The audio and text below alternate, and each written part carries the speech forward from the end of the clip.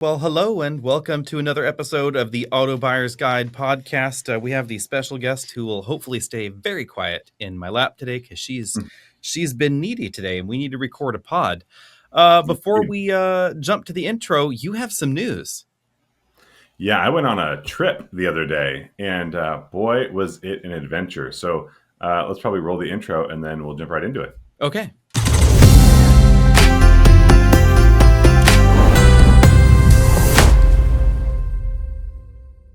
So, Travis, your big news is that you didn't buy something. The big news is that I didn't buy a car. So for folks, Alex, obviously we've spent quite a bit of time together, and I imagine a lot of the listeners are also aware that I'm a little bit on the pragmatic side when it comes to most things, and a little persnickety at times as well. But every once in a while, I just get a little bit of a hair to go do something wild, and whatever I pick is a little strange. This one was little bit of a hair. A little bit of a hair. So 11,000 pounds is a little bit of a hair. Well, under 11,000 pounds. Let me weave you a tale, but I'll make it quick. In 2023, I saw a news article about the coolest thing I think I'd ever seen. And coolest is a relative concept, but it was neat. And then I saw this thing at the Chicago Auto Show, so I got to see it in person. I was like, oh, this is maybe the coolest thing I've ever seen. And I talked to the company who built it, and they said, "Can I drive this home? Like, do you have these available?" And they said, "Oh, we're located out of Bend, Oregon. We're nowhere near Chicago." I said, "Good news. Neither am I. I'm out in the Northwest. Bend, Oregon is not that far. Let's make it happen." Long story short, that company closed its doors in the U.S. They are now back, but in a different way. And I never got to drive that vehicle at home like I was hoping to. But I saw it go up for auction as soon as that company closed its doors. And I went, oh, that is interesting. Lo and behold, I was editing a video on a related platform. I decided to look this vehicle up again, and sure enough, it was available for sale. It is the 2022 Hummer EV truck, launch edition 1, launch edition, whatever, built by Earth Cruiser with a sliding camper. And it is a full carbon fiber construction, and it is designed to match perfectly with that Earth Cruiser. We'll probably go ahead and put a picture up here. It is one of the coolest things I've ever seen. And I said, this thing's available for sale again? Can I get this? She had my opinion right there. So I did a lot of number crunching. My summer bonus hasn't come in yet, but I have a retirement account I could draw from. So I said I did a lot of looking. I went way too far down the rabbit hole. I talked to insurance companies and anyway, lo and behold, I said, I'm going to go check this thing out. I need to do some due diligence. So I booked a flight for yesterday down to Arizona and back. That's where this is located. It was a very long day, about 22 hours. Very hot too down in Arizona, about 115. Just a little toasty. 115 while I was down there. I drove this thing, Alex. It is still one of the coolest and most ridiculous things I've ever seen. But we ran into a problem. It was all green lights minus the insanity until I took it to the scales, because there was no documentation that said how much this sliding camper weighed. And I said, I need to be able to insure this. Now, I could get an insurance policy. That wasn't going to be a problem. But if you had to use the insurance policy, you need to make sure you're within spec. It turns out that the payload on it was about 1,300 pounds. And that camper was coming in about 1,700 pounds. So we got all the way to the finish line and had to pull the cord. So it was a very long day to go see a very cool vehicle, and I appreciate the dealer who has it right now and the time they spent with me and let me look at it and letting me take it to the scales, because that was the deciding factor. But it came in at 10,960 pounds. Yeah. So it's an overlanding vehicle, and I like to do camping around here. Quick days in and out. Don't go anywhere soft. There's a lot of cool kit on it, but I was not going to do some serious off-roading, especially not with that like one of one thing. But just if you could find a dirt road and do some non-campsite specific camping, right? And the word's escaping me right now. Anyway, but you just go find a spot, park, and that's your campsite. I was really excited about it, but good news, bad news. I did not drive away with the Hummer, and I was not going to drive that thing back here, because with those 37-inch mud terrains, that is a loud ride for what was supposed to be 22 hours of driving. So, what? I think you dodged a bullet. Fate works in mysterious ways. I kept telling you, don't do it. Don't do it. You did. Invest Mhm. invest in something else. Remember, You know, everybody, a every once car in a is not while, an investment. every once in a, and that's true. Cars are not an investment. But every once in a while, you want to go try something different. And I figured it'd make a strange, exact opposite in the world of EVs to my base Model 3. Yeah, what an interesting machine that was. But God, they're powerful. Yes. Yeah, GM 1,000 GM horsepower. has some interesting things going on there with their electric truck platform. I am sort of surprised that they haven't tried to cook up an electric 3/4 ton though. Mm. I It's like mean, it's they're not that already far off so from what we heavy. have. Yeah, Exactly. It's already so heavy.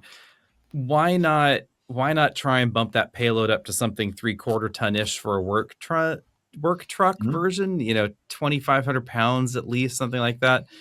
Because Yeah. that's the problem. Payload is, of course, not just your slide-in camper, it's you driving the Huh? whole contraption down the road. And And that's that was that's with no tricky. people in it. That was Yeah. with no people in it, and I am Mhm. people. It's like So payload calculations are so well calculated these days that I would Mhm. not be overly concerned about going over your payload by maybe 100 pounds in most vehicles or so. So you get it up there to the scales, and you're just over. I'm like, that's probably okay. But Yeah. several hundred pounds without you in it, ooh, that's a big percentage change. And frankly, I wasn't worried so much about the vehicle being able to handle it. And I wasn't going to keep this forever. So it's not like, there is going to be some longer term wear and tear on components, but that wasn't a big deciding factor. It was just, I couldn't play the risk game. I don't have that kind of money to go ahead and throw around, and say, oh, something happened. No problem. Hmm. That's just not the world I live in. So, yeah, like you said, it probably dodged a bullet, but there was some cool content going to come out of that one. Let me tell you, that road trip probably wouldn't have been it because I would not have been a happy camper at the end of it, pun intended. But yeah, I was thinking we could put Auto Buyer's Guide, EV Buyer's Guide graphics all over it. We could do sort of the hex shapes that we have behind us. There were so many opportunities. Yeah, we were clear this was Just not going to spend be more a money. company sponsored endeavor. No, I tried, people. I tried, but Yeah, we got that one real clear up front. Nope, no company sponsored endeavor. here's the problem. You've still got the really cool Grenadier, and I was like, I want a Mhm, cool off-road mhm, mhm. vehicle, and I found one. I just wasn't comfortable pulling the trigger because of capacities. Life works in mysterious ways. Let's put it that Mm-hmm. way. Mm-hmm. Our big news for the week, I guess everybody's big news for this week is that it appears that the EV tax credit is well and truly cooked. It doesn't look good. So if you're not buying it today, make sure you've factored it in, Hmm, hmm. into your budgets. If And you're not buying it today, maybe now is the time to buy it. So run yeah, on down maybe and. if you're a maybe, if you can spend a Hmm. few hours after work or on your lunch break and punching some numbers in, yeah, I'm not gonna say hurry up and go buy a car, but just know what you're dealing with. I am going to go out on a limb and say that there probably will be an uptick in EV sales this month.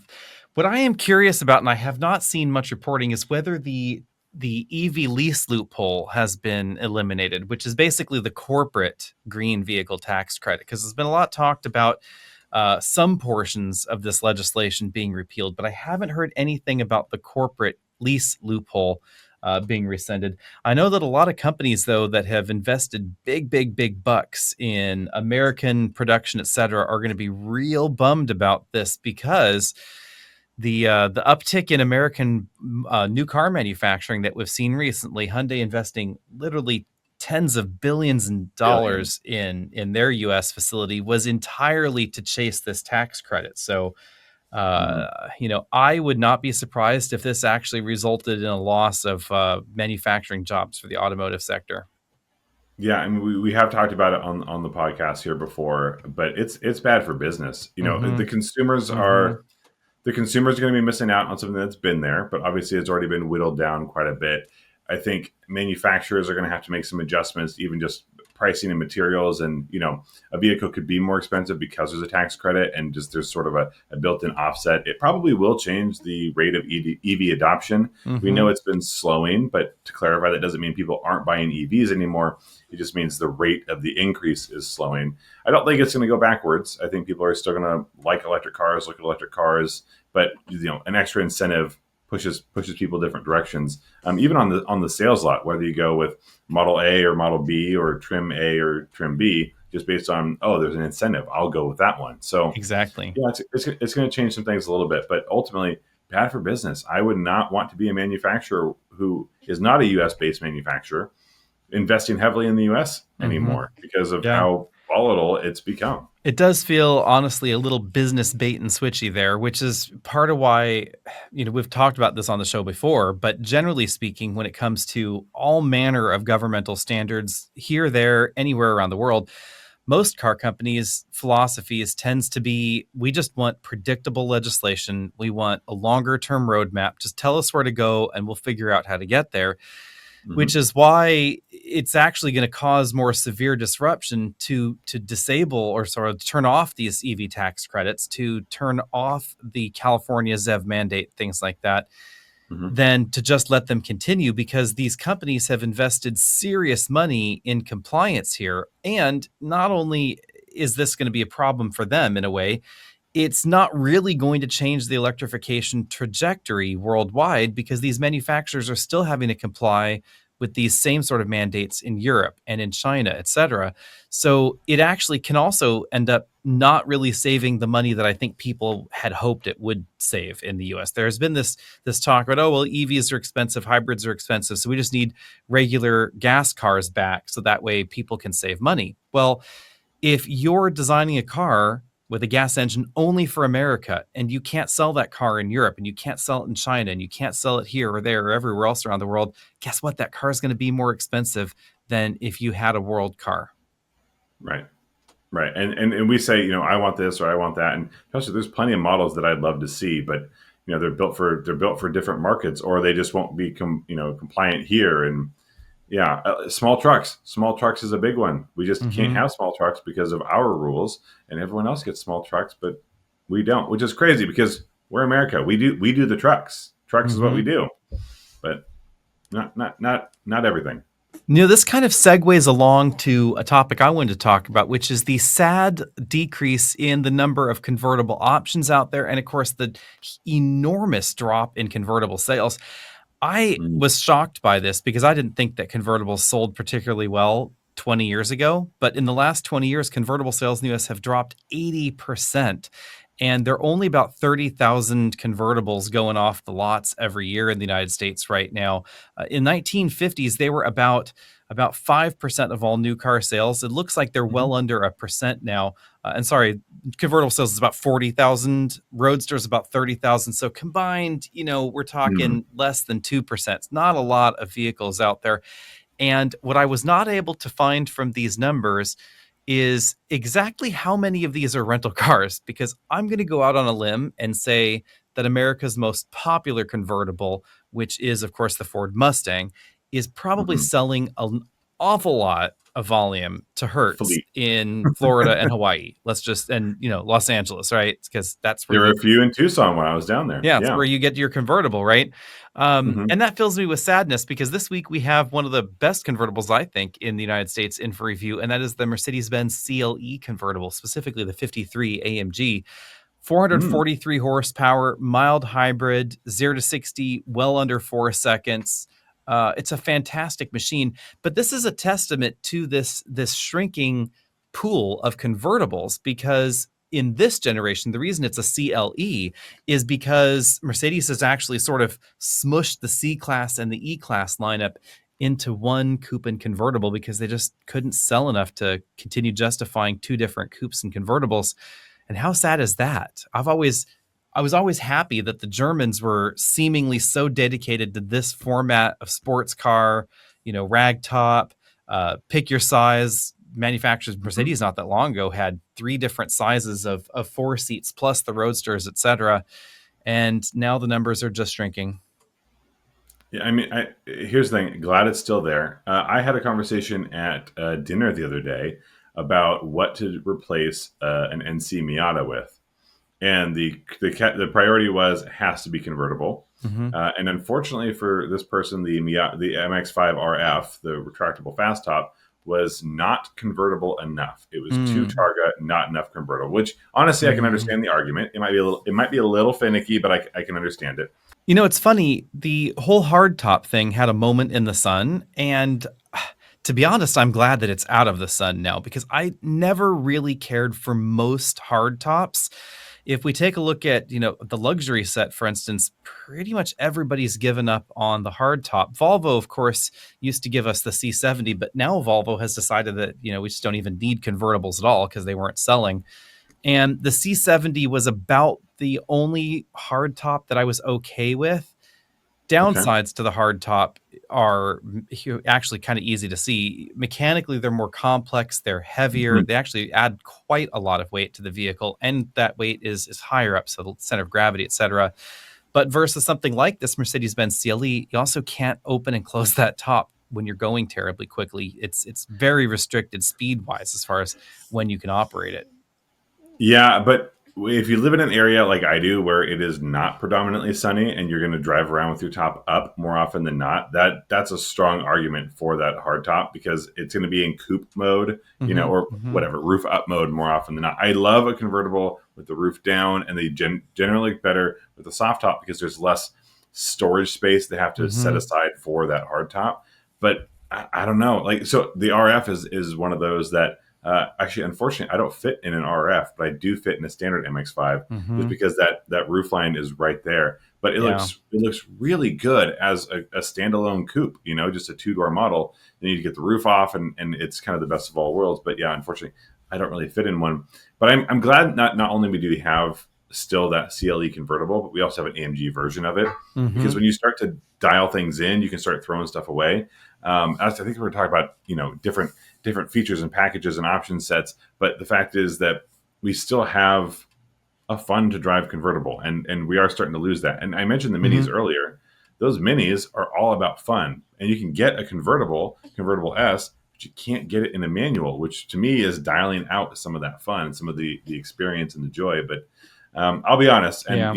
let me I'll know if I'm off on my own here. But one thing I have never liked about a soft top or a rag top is it felt like it was my grandparents' car. It just mm, didn't feel I didn't mean, feel modern really ones are useful. multiple layers. This is not your grandfather's or anybody's grandfather's, single layer canvas top. The Mercedes has multiple layers in there. It's actually really well insulated.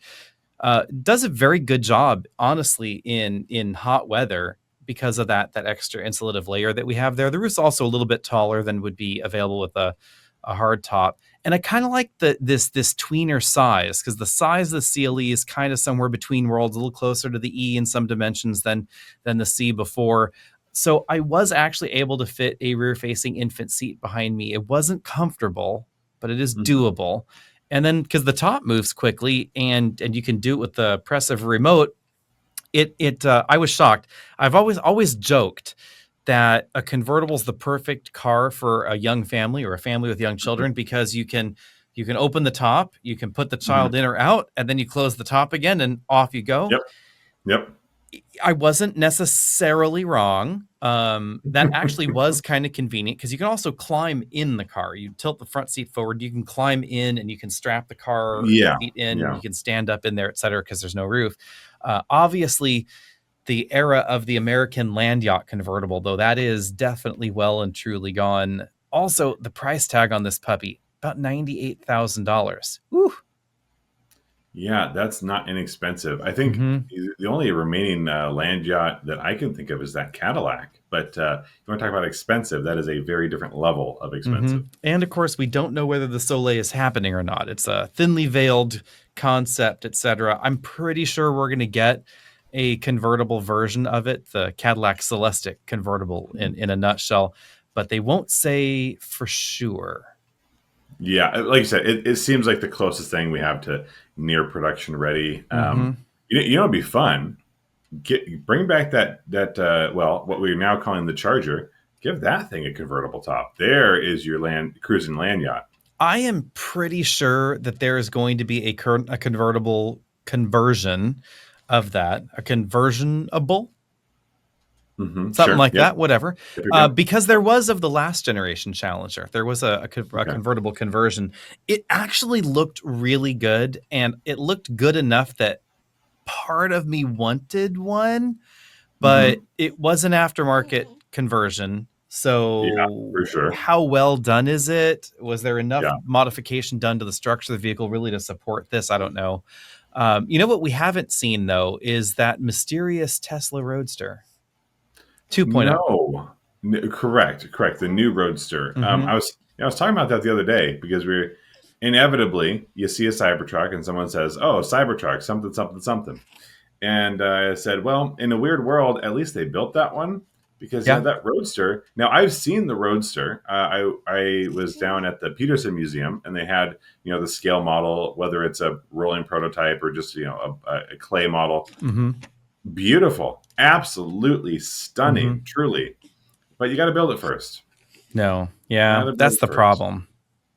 Yeah, and I'll admit when I was looking at fun car toys, all based on this little Hummer thing, it is not the first time that a Tesla Roadster, an original Roadster, has come across as something I would consider. I've driven it. I spent a little bit of time with it. No power steering, but it's pretty light. I could still live with it day to day. The problem is no back end support. If something Mm-hmm. goes wrong, and it's going to be the battery control module, Yeah. the electronic control module, the ECM.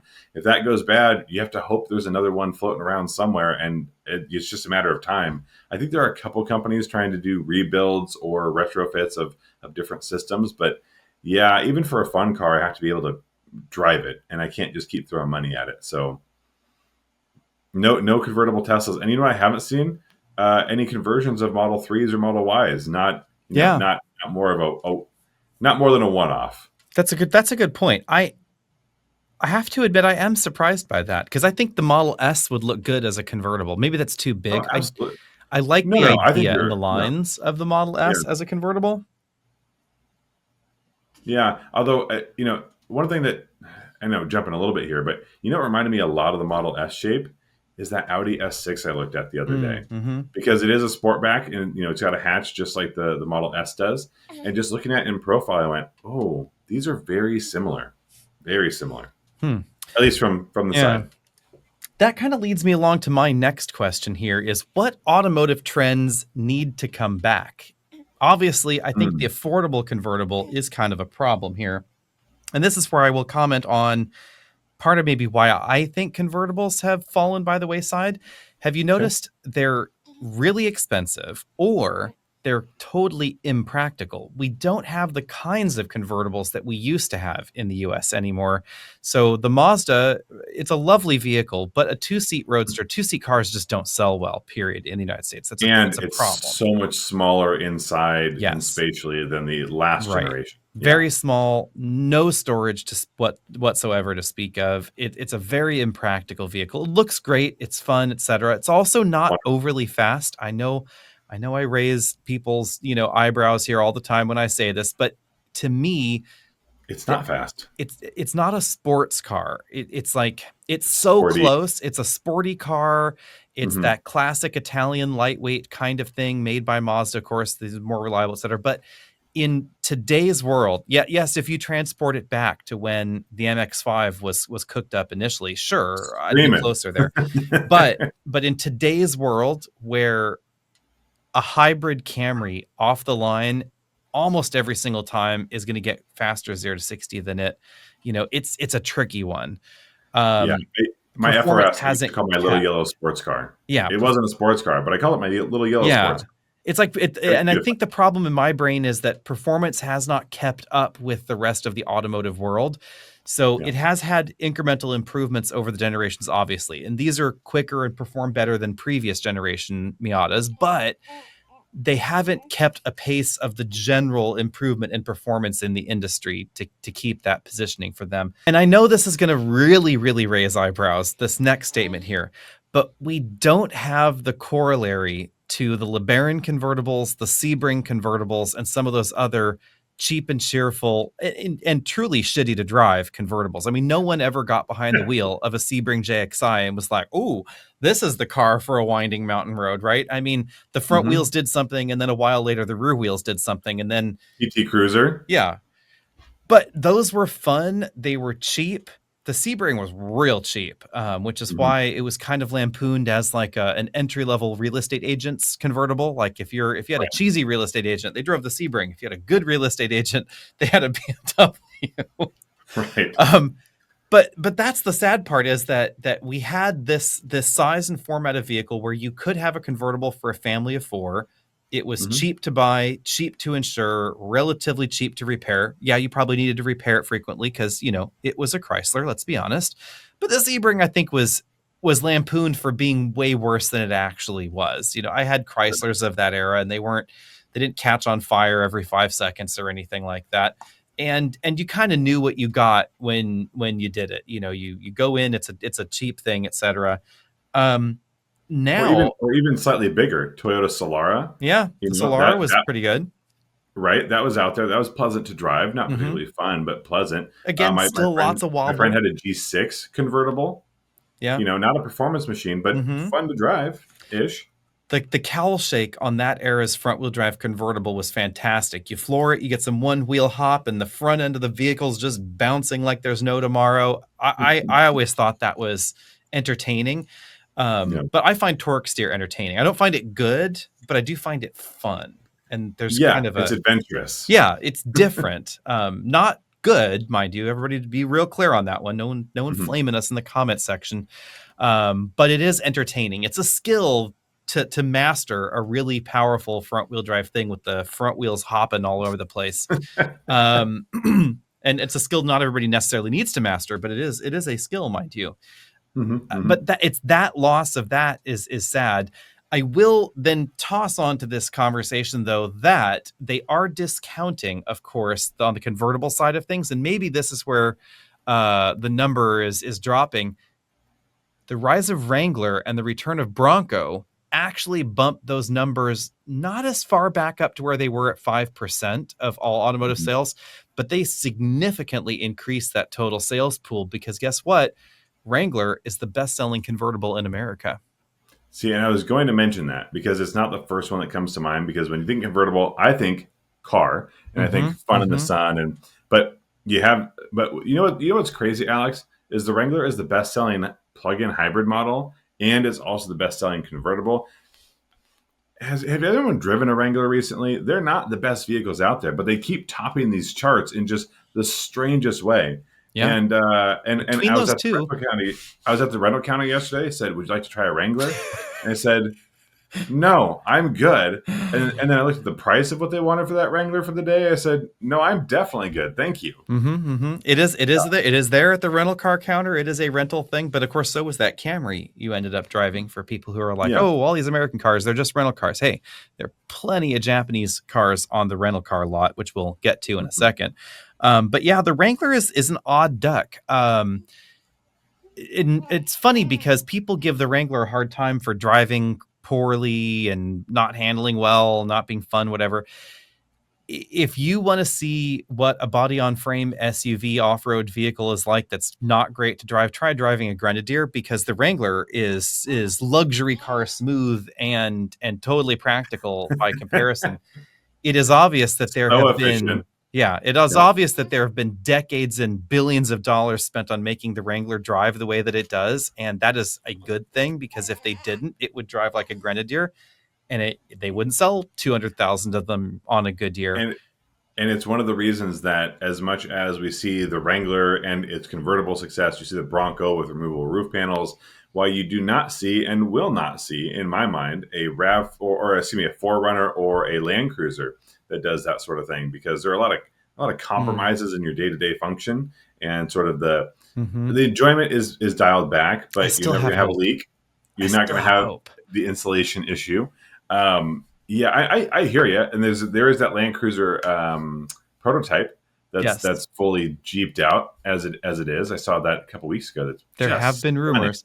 Now, I will say, just if I stunning. can, if I can pontificate and play my Akito Toyota Only hat on. only if you have a podcast, Alex. Uh, Only if you have a I podcast. I would say I think Toyota should have cut at least 2 models out of their onslaught of body on frame things and given us a Wrangler competitor, Mhm, because to be honest, even though knowing Toyota and knowing how they would do such a thing, I would be willing to bet dollars to donuts that the Wrangler would still be better off road, and it would probably still be cooler looking, and it probably would still perform a little bit better, etc. But mhm, I think that a four-door Wrangler-sized, approximately boxy shrunken Land Cruiser with doors that came off and a convertible top would mhm, knock the air out of Jeep and Bronco in a way that maybe they can't recover from. I would not be surprised if such a thing, if they could do it and priced it similarly or even a little bit less, I would mhm. assume it would outsell Wrangler and Bronco hands down, because there's Yeah, a big appetite for something that is not provably reliable. I can't say that, but at least has the aura of Toyota dependability and reliability.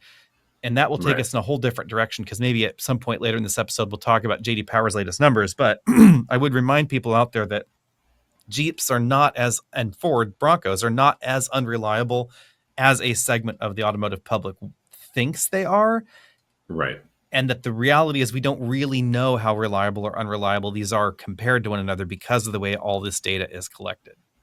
Now, I've got a quick question for you without diving too far into it. If you're going to cut two of the body on frame models, what are the two, and why is the first one the Sequoia? Yeah, I probably would ditch the Sequoia, I have to admit, there in its current form. And the main reason for Sequoia is because Grand Highlander is quite simply better. It does everything better except for towing. And Sequoia is just fantastically expensive and strange. I think I might be okay leaving Sequoia around if they just deleted either Forerunner or Land Cruiser or GX. Like, pick one of those three and ditch one of them at least. Because GX and Land Cruiser pricing, they're a little too on top of each other. I think they could have just had the one. Just Land Cruiser, go for Mm, it. Um, GX in its current form, I don't know if it's fitting the bill for what Lexus wanted, because a lot of folks bought it simply for the third row. They wanted a Lexus with the big third row. Well, big in mhm, a lot of air quotes. Now they have a Lexus TX. And mhm, that was one of the things Lexus even said when they redesigned the GX was, well, we changed the GX in these ways because we have the TX. The TX is what our customers really wanted. So it's Which is just the same issue the Sequoia is having. Why exactly. have the Sequoia when you have a Grand Highlander? It's such a really crowded space, and I think that they could have done a better job pushing them apart from one another. I think if GX had been significantly more premium inside, it would deserve a place in the lineup, but it's not. If Land Cruiser had been significantly more off-road capable than a Forerunner, it would deserve a place in the lineup, but it's not. Mhm, If they had given us something Land Cruiser 70 sized and styled, mhm. removable doors that I think would be fantastic. And they've got a platform that theoretically could do it. Yeah, no, you're right. I You're right. I don't want to get too far off because I want to jump back because I am curious about some of your other thoughts on these other trends that we want to bring back. Yes. And one that I wanted to bring up, and actually I've mentioned this little toy shopping spree that I've sort of been on and just playing with in the back of my head. I'm curious what other people consider their automotive toys. So for folks listening, feel free to let me know because I'm looking for fun little toys. But the thing that I was looking at when I started looking at these like electric trucks and a camping rig and those sorts of things led me to Scout multiple times. And one of the things that Scout has talked about doing and having is a front bench seat that we have seen and been reported about. These will be here and these will be here. Cybertruck is supposed to have a bench seat. But I had someone swapping cars with me this morning, and they saw my truck and they said, "Oh my god, I love these things." My old '94, and I said, "You go ahead and take a look if you want." I said, "Oh, I miss a bench seat." So Mm. that's one that I 100% think we should have back, especially in trucks. I don't know if we Mhm. need it in everything. You know, sedans don't need to have it. I don't know if there's the room or the space or the current configurations to make those sort of things work. But I agree if, the if, front bench seat was handy. yeah, yeah. I don't want to see that gone forever. I want to see it make a comeback. I think the reason the reason that I have been given supposedly for the loss of the front bench seat is twofold.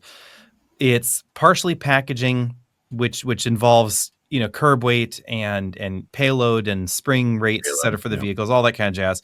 And the other concern seems to be centered around safety and the concern that maybe people will put children up front, which is, of course, what bench seats used to be used for, that Hmm. center bench position. In a And time before airbags, even. yeah. And around that safety question is, how do the airbags function in the front of the vehicle with that extra person there?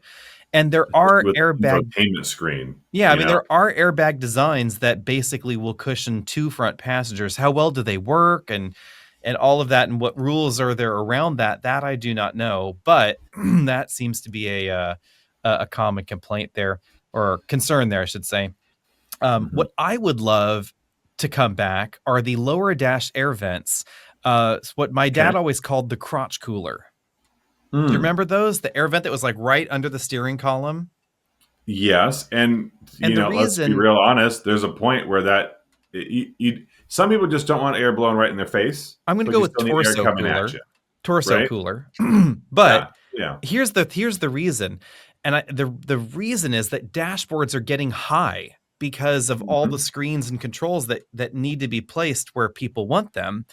So all this dashboard real estate is being consumed by LCDs and infotainment systems and things like that. And for some reason, well, actually, not for some reason. I can tell you why they're doing it, because they also want cup holders and shifters down there in that center Yep. console area. So you Yep. can't put vents down there because the cup holders and the shifters and all that jazz is going on down there. So they can't put the air vents there. So the air vents always end up really quite high. And if you live in a hot climate, I don't live in a climate that's that hot, but occasionally in San Jose, we'll get it to 100. And and that lack of being able to cool your chest is definitely, kind of a pain. And Yeah. the newer the vehicle, the more they seem to be guilty of this, especially in vehicles. I think thankfully this high mounted tablet style thing is helping, which some people hate as well. But at least those screens are high on the dashboard, allowing them to put the air vents below. In a lot of vehicles, especially those mid 2000s vehicles, the screen was taking up the place where the air vents went, and they wanted it to be lower, and so the air vents ended up super duper high. And there's still a decent number of vehicles out there with really high mounted air vents. I mean, I think alternatively, we're getting a lot more ventilated seat options, and that Hmm. is going to be something that helps cool you down. But I don't disagree at all. I will say that the strangest vent layout that I have seen recently, I had the X3 the other week, and that has some strange vents. They've got Mm-hmm. the four-way roller when you're trying to adjust the vent positioning, which looks really neat and is very slick, but it feels a little bit fragile when you're trying to make some adjustments. And then it's got the strangest door ventilation function I've ever seen, because there is no open and close on a manual scale. Hmm. It's 0 or 1, and I'm guessing that's just, let's call it what, That's on and percentage. off. So a On and off. quarter, half, 3/4, on off, but it's a 0 1, and you get to slide it or you can press it. And I was like, just give me a scroll wheel here. I just Hmm. want to open and close the vent. Yeah. At So least, at make least it they're simpler. not the air vents that Honda loves. The cheese grater air vent. If there's Mm-hmm. one air vent that I With the just single moving designed, dial. yeah, if there's one air vent design that I despise, it's the cheese grater, because they're just a bear to clean. Let's just put it that way. You And clean your vents? I mean, I like to clean my dashboard. Sure. And the design of these, for people that haven't been in a modern Honda, you have this metal grate, which is kind of like a hexagonal grid, like behind me, metal grate there, and then the air vents are all and the vanes are all behind it. So it does have a really cool look in the dashboard with this cheese grater that runs all along the Yep. dashboard, including areas that don't have an air vent behind them. And that's the problem, is then to give it a little bit of architectural detail, sometimes they'll have kind of a fluted plastic design between the air vents. Well, that is exactly where dust goes to land. And it's Hmm. really difficult to clean. And we definitely clean vehicles here. We test these things because it's something that we're concerned about. We'll try and clean it. You blow it out with air. Not all Yep. dust comes out with air. Some dust gets really stuck on there, especially depending on what the environment's And like, how humid is it, etc. And if you're doing that, you've got to have the vents on full blast Yep. as you blow the air, and then all you're doing is hmm blowing it back out Blowing into it the back into the vehicle. car.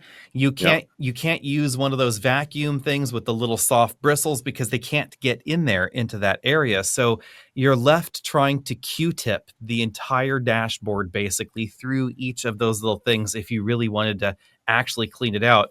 And the reason that you might want to clean it out is because in sunlight, the sunlight will shine through the grid onto those little fluted areas, and then you can see the layers of dust in there, especially if someone has attempted to clean it with, Mhm. say, one of those vacuum brushes where it And kind of missed the gets in spot. there and you've Yep. disturbed the dust pattern. So that's my least favorite. There's got to be someone on Etsy who's got like a pegboard for your for the perfectly spaced Q-tips, so you can just Mm-hmm. put them together and then once and done and call it good. Sort of like the multi water balloon fill, you Yeah. know. So, My someone's got second something out there. My second least favorite, though, might offend you, and that is the Tesla, the Rivian, all the vehicles that have the digital air vent things on the screen. Just give Hmm. me a knob. All I want is a knob so I can point it where I want it to be. See, I'm sort of a set it and forget it kind of person more often than not. I want it in the same general space, so I don't have to do a whole lot of shifting. So I don't mind that there's not a knob, just because there's one less Mm-hmm, thing that mm-hmm. I'm not going to futz with anyway. Said the But single same thing with person who doesn't have someone else drive their car. correct. Yes. Yeah. Can I get a So shout out there from the podcast married people that have to share cars with significant others, swap the and driver's seats yes, positioning, and you and know, nobody is ever happy. yeah, I'm always fine as the driver, so that works out great for me. I will say one thing that's bothered me recently on some of this packaging of cars is when you have two position memory seating or three or four, whatever Mhm. you want to do, but it's not controlling the steering column, and that Mm. one bugs the heck out of me But because do these if cars it's have going to a be powered automated, steering column? huh? Do these cars have a powered steering column? No, and Okay. that's my problem. Is that I feel like that's a feature set that should include a power steering column Uh, because every time you adjust the seat, you need to go ahead and adjust that steering wheel, and it just feels like it takes away from hmm, that hmm. one click position memory because no, it's two steps or three steps. You have to go ahead and you're never going to get it in the same spot Yeah. every time. You'll get close, but if you like to have it set to go, if you do have multiple drivers in and out, you're always going hmm to have to hmm readjust your steering wheel, and it's never going to be quite right. From the first time you did it, or you had it all week, you dialed it in. Doesn't matter. Yeah. I will say that we tend to both like the steering column in the same position. Hmm. So that is not problematic for us. And That's good. generally, seat height, very similar. So, like in the Grenadier, the seat gets slid forward and backward, but it doesn't usually get adjusted in any other Interesting. dimension. Hmm. Um, I will say that is one reason I know that a lot of shoppers have shied away from Volvo specifically, because Hmm. Volvo is somewhat unusual as a luxury brand that has for a long time, they're changing now, but has for a long time really resisted electric steering column adjustments. And I am not entirely clear why. I've received a mixture of different answers from them. There was some claim decades ago that maybe it was safety related. I don't know if I ever bought that. Hmm. The one that I do think is more rational and does seem to be affecting like EX90, etc., is that design wise, it's harder to make a telescopic steering column with the same kind of reach you can get in a manual Sure. steering column. And some Volvos in the past have had really long reaches with the Hmm. steering column. Maybe that's because the Scandinavians are a tall people. I wonder if that depends on who's the president of the company at the time or something. They say I need to fit in this, Hmm. and that might be a contributing factor. I had a Ridgeline here the other day, and the same thing. I had two position memory, but got to go ahead and move that steering wheel all by myself. And I don't mind manual controls. I really don't. It's Mm-hmm. just but when you're swapping drivers, it's going to be a bit of a pain. The one other thing that bothers me on position memory seating is when you have to press and hold the button to move the seat Mm-hmm. into position. It's not a Mm-hmm. click, it's a press and hold. That one seems a little bit strange. And do you have any idea why that would be the case versus just a single press? Yes, I have heard some answers on this one. So supposedly it is a safety thing, bearing in mind that some car companies allow you to adjust memory settings while you're in motion. While you're driving. Yep. And so Volvo, for instance, is one of those that had historically done that. My memory is a little bad as to whether you can do that now, but for instance, on my V70R, you could adjust the memory setting while you're driving, Okay. and you pressed and held it. So if you wanted to return to your memory setting, that was theoretically the logic. Mm. You can just press and hold it, and it would return to that setting. And then you can obviously stop by letting go. But Right. most cars don't let you do that. You have to be stopped and parked, which is the single Right. press, which makes a little bit more sense. I've had single presses where I have to go, or I've been stopped in park and I have to press and hold, and I go, Yeah. it just feels like a small takeaway, And I from think the that's experience. my guess is that's simply a consistency of operation rather than programming it to be press and hold while you're in motion, just simple press while you're not in motion. Maybe you would confuse some people. So they were just like, nope, it's just the press and hold, but you can do it anytime you want. Yeah, that's fair. Like I said, there's so many of these little things, and that's why I mentioned it earlier. It's just Mm-hmm. there's what's important in packaging. What are the features that you like or dislike? For example, my rental car was a Camry hybrid. I didn't even bother to look what trim. I think it was an LE most Mm-hmm. likely. Not a single power upward or auto up and down window. And I Yeah. thought that seems a little bit strange in this day and age. I don't even have a driver up and down window, and The less and auto, less let's cars. rephrase, be clear, the auto up down window, because they're powered. Yeah, They just don't, you just correct. not the Sorry. single click Yes. uppy thing. Right. Yeah. The single click up or down, pick one. I don't Mm-hmm. I don't mind kind of either way. I also think more cars should have the auto roll down window function. And Mm-hmm. I this comes exclusively from that trip yesterday to Arizona where Mm-hmm. got Mm-hmm. in the car, had a binder of documents, put it on the dashboard for a minute, and it started to change its shape. So obviously, Yeah. we're trying to cool down the vehicle. It doesn't need to have remote start. I don't think everything needs to have remote start. Obviously, higher trims should. But let me go ahead and crack those windows just a little bit. It's something I do on my Tesla all the time. Mm-hmm. Is I'll just crack the windows for a few minutes before I hop in. Yeah. That one's a very different system. If I can see the car out the window, let me press and hold and roll my windows down. I know some former product managers that could probably talk to everybody about packaging if viewers are interested. So everybody should definitely reach out and let us know if that is something that people are interested in talking about. But it Mm-hmm. is an interesting and tricky thing, because I think what a lot of folks don't, a lot of customers, especially even enthusiasts, well, actually probably really mainly enthusiasts, don't Mm-hmm. understand about the way new cars are sold, is that offering an option on a new car is not simply the cost of that option.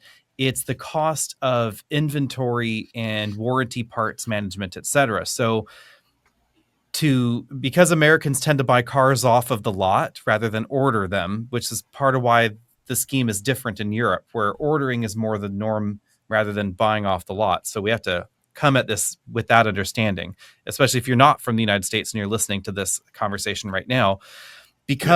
because customers are buying off the lot, you have to be able to have an inventory to satisfy your customer base in your area. And this will change from region to region. So, and if you're living above the snow belt, you're probably going to make sure you have all-wheel drive things and heated seats, because otherwise they're going to hang out on your lot forever. And in Florida, they're probably going to not choose some of those option packages because people might not want to spend the money. So that in mind.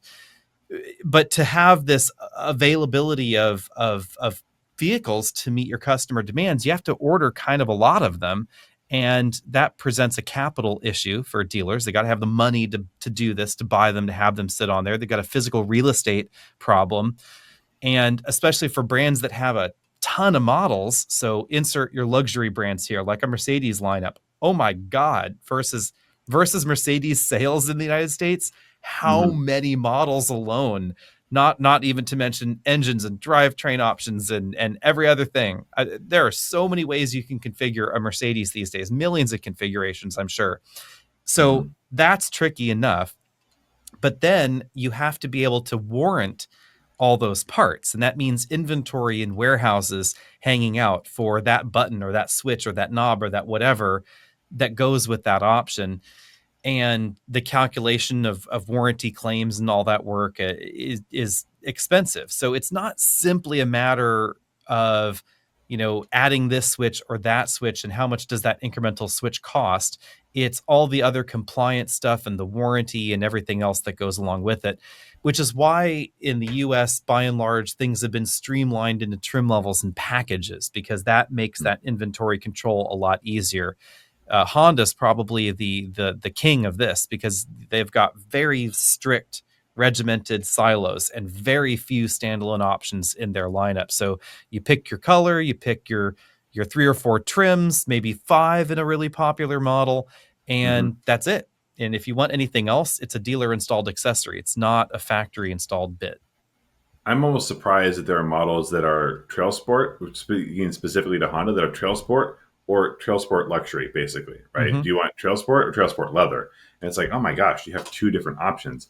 But before we disappear, I do want to talk about trail sport for just a minute, Mm-hmm. because we just finished driving up the 2026 CRV Trail Sport. Do you feel sporty? And um, more so than I felt traily. So Okay. that's true. But you know what the trail sport reminded me of, besides not other trail sport models, was the special edition packaging. So you would Ah, have a model and it would say special edition. And it goes, oh, what's special about it? The answer was probably nothing, but it was just ABS how badges on the things were. back. Exactly, right? You have an SE or a different line but it wasn't a limited edition, it wasn't a special run, it was just a special edition. But this felt like a special edition because there are a couple features that you can get on that model that you don't get elsewhere without spending a whole lot more money. Mm-hmm. So, for example, if you want cloth seats, which are not more difficult to get these days, but there's a lot more synthetic alternatives to leather. So you get Mm-hmm. your cloth, then your synthetic, and then your leather. And that it used to be cloth and leather, Mm-hmm. more or less. So if you like cloth seats, and I actually do like cloth seats quite a bit, but you want some feature set, then you don't normally get it because the cloth is that entry level model. Mm-hmm. But a lot of people like a leather wrapped steering wheel, and they especially like things like a heated steering wheel. And that's exactly where this Trail Sport came in. Is it was cloth seating, cool stitching because it's the orange Trail Sport Mm-hmm. badging, and then you get a heated leather steering wheel and your heated seats and your sunroof, your moonroof, and you don't get that package set on many other models. It felt like a special edition, and in the strangest way, it would be the reason I would get something like a Trail Sport. And the Mm-hmm. first thing I Mm-hmm. would do It is looks swap good. out the tires that they put on to make it traily, because I don't need it to be any more traily than a standard CRV is, because it's not really any more traily to begin with. But I like the Yeah. orange little accents. I really like the exclusive green that they had with it. I like the interior. Give me my heated seats, steering wheel, moonroof without a whole lot of other stuff. Now, in Honda's defense, it is not that much less traily than a Subaru Forester hybrid, interestingly. No, it is not. Um, For sure. For little sure. bit less ground clearance, half an inch less ground clearance, slightly longer wheelbase and slightly different approach breakover departure angles. The front Smaller end, wheels, more tire yeah, cooler on that wheels too, I CRV. think. The front overhang is definitely big on the CRV. You're gonna bump that on a rock before you would in a Forester, but neither one has a spare tire. So No, they don't. in a direct nod to not traily, both of Right. them are lacking the one thing I would demand on anything that I was going to go a little bit further off the beaten path. Even Yeah. if it was a donut, I would be happy with a donut. And the Yeah. funny part about that with both of these models is that in the design, both manufacturers did the same dumb thing, and I will call it a dumb thing. They put the battery over the spare tire well, leaving the huge spare tire well empty with no function. Like they could have stuffed something in there. They could have. I think there is a world where I know people are worried about high voltage lines, et cetera. Trust me, there's a way to do this. They could have had that battery even hinge up to get a Mhm. donut in and out. They could have redesigned that battery pack to be positioned slightly differently so that way you could get a compact spare in or out of that slot. Because honestly, it just seems like a really bad, bad packaging deal. Like a lost opportunity. They could also have changed, and this would have been harder, mind you. They could have changed the unibody design a little bit And instead of having that spare tire well on the inside, they could have had the spare on the outside and you could have dropped it down. Any of those things would have been acceptable to me. But the easiest would have been, don't design your battery stupidly. Just Sure. give it a liquid cooled battery pack, jam it under a seat, jam it anywhere else. Other manufacturers have figured this out, and and and and they figured it out a long time ago, because Toyota has put a spare tire in their hybrids for a real long time in most of their hybrid models. RAV4 being Yeah. the big one, where you can not only have a spare, you can have a full size spare in a RAV4 hybrid. I'm not going to excuse the no spare tire in hybrid, but I will say it's very common these days, right? Mm-hmm. As soon as I mean, there are even just regular models that are losing their spare tire. People don't have the appetite for it. They want to do AAA. They say the inflator kit's fine, but you have to replace your inflator kits. That Yep. seal that can fix a flat doesn't say good forever, and you're not going to check it. Yep. That's one thing I know for sure. And Um, tire inflator kit's not going to do a whole lot for you in what does it most pull out? situations where you'd get a flat tire off road, even Yep, mild off roading. Yeah. you need to have a puncture and that's it. If Mm-hmm. it's not a puncture, then you're Yeah. toast. But I will say there's a lot of heat on the trail sport, and I'll give a little bit of it, and it mostly comes down to the badging. Yes. If you're trying to build a trail sport brand, this feels like it cheapens the brand. Or Yeah. whatever the trail sport thing. We see a lot more effort in the passport right now, and if you're trying to Mm-hmm. be competitive with like a Forerunner, and you're saying, hey, Forerunner's got a TRD off road, and the trail sport is that our version of Mm-hmm. it, the Subaru, the Wilderness, and we're trying to get closer to that. If you just start slapping it on other models, I do feel like it makes it less significant. Yeah. However, I think that it has just as much off-road, soft road capability as anybody needs in their standard SUV that's going to do any of these things, Mm-hmm. crossovers, any of these things that they think is off-roady. So Yeah. they don't need to give you even a different handling package, because Mm-hmm. it's going to spend most of its time on road. I But if you don't. say, hey, I want more capability off road, the tires are probably all you need, unless Mm-hmm. you really are going to start doing something significantly more than a wilderness and a TRD off Right. road, or now you're looking at a body on frame Mm-hmm. with Mm-hmm. with a lower, Right. a second, I'm not I'm you not know. as offended by. I don't think it really devalues trail sport that much, because Hmm. as a sub brand, as a an accessory Yeah, label, or however you want to call this thing in the Honda lineup, because if you're going to make a line of trail sport things, then there's obviously going to be an entry point into trail sport, and this is the entry point. So you would expect the least amount of capability in this versus some yes, of the other vehicles. So I think I'm okay with that theory. But but I think that Honda does need to come up with what are core trail sport virtues and capabilities, and have some thought around that. We definitely see that in Ford, in some of the Chevy products that are off-roady, definitely Jeep. They're like, these are the things a vehicle must do to earn these different dedicated trim levels in the lineup. Trailhawk They have a designation, right yeah, Trailhawk, for trail rated, etc. They're yeah. definitions for these things internally, and they're like, well, this meets or doesn't meet those things, and that's why this has a badge and doesn't have a badge, whatever. With Honda, it doesn't seem like there's a sincerely held belief in what trail sports should be, other than orange. Hmm. And Passport, gets not only one spare, you can put two spares in there. You can have a donut and your full size spare. So that's kind of an interesting one. And I would think that for an off road oriented vehicle, off road, air quotes here for this one, the spare is one of those minimum things. And for me, I think the rest of it would be totally fine. Because if we take a look at a CX50, for instance, CX50 hybrid, much less off road capable with the E axle on the back, RAV4, most likely, unless they've made some astronomical changes to that all-wheel drive setup, the CRV is going to be more capable off-road than whatever they have cooked up for the next generation RAV4, which is why Hmm. in this generation we got the Woodland, not the TRD Pro in the hybrid Right. model, because there are limitations there with that axle setup in the back that the CRV doesn't have with its mechanical setup.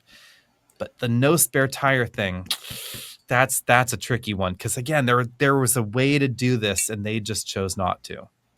I hear you, but that's not the thing that's missing.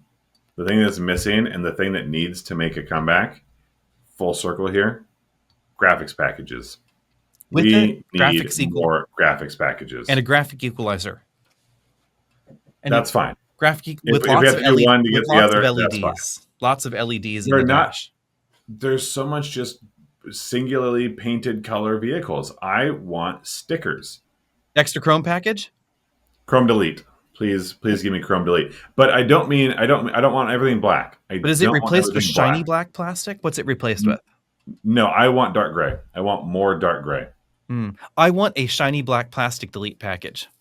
That's fair. You know what? That's what I wanted on that Trail Sport because it was the unpainted black on the lower surrounds. Makes sense. But then on the upper mirror and the window surround and the roof rails, shiny black. No. Yeah. Keep it one black and it's not shiny. If there's one thing that will tell you that an off-road package is not meant for off-roading, it's that it has shiny black plastic anywhere on it. That's also to you, Jeep. So, watch that shiny black stuff. The shiny black shiz.